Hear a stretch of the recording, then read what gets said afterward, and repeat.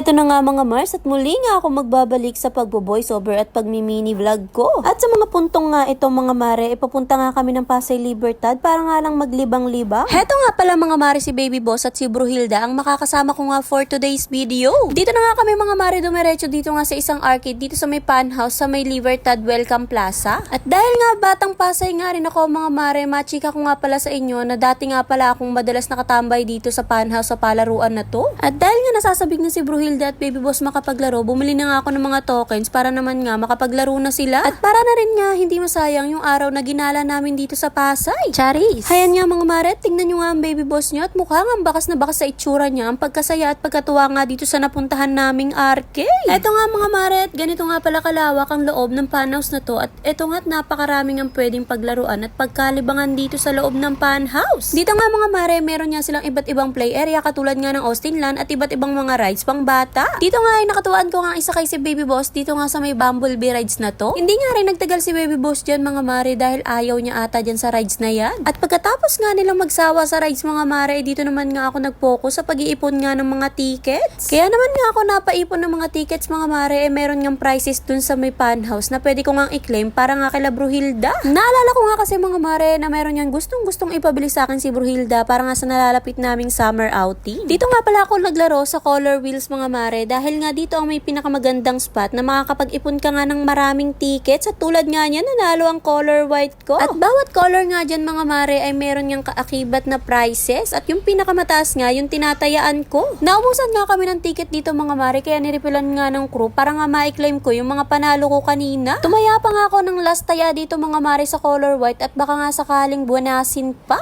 Eto nga mga mare, naantay ko na nga lang matapos ito at nang maitotal na nga lahat ng tickets. At heto na nga yung resulta ng huling taya ko mga mare at mukhang hindi na sinuwerte.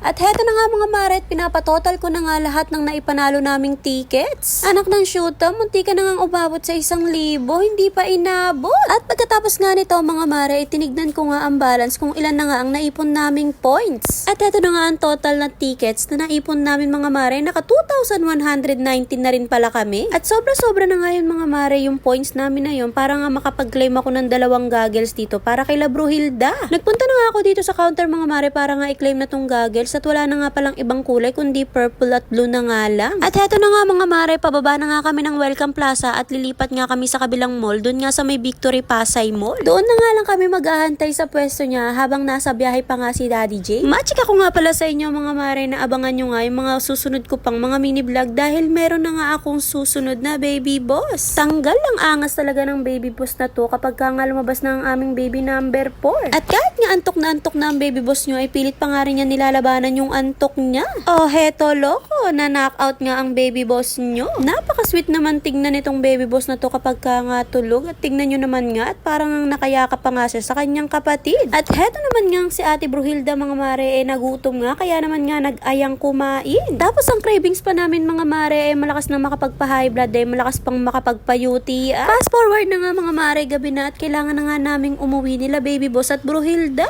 Magko-commute nga lang kami mga mare at hindi nga kami pwedeng bumiyahe ng malayo nang nakamotor nga lang. Andito na nga kami sa SM Grand Central mga mare at lalakad nga lang kami papunta nga dun sa terminal na sasakyan naming jeep pa may kawayan. O siya mga mare, kung umabot ka nga sa last part ng video na to, maraming salamat. Hanggang dito na lang ang ating mini vlog. Yun lang naman sa mga nanood. Follow for more!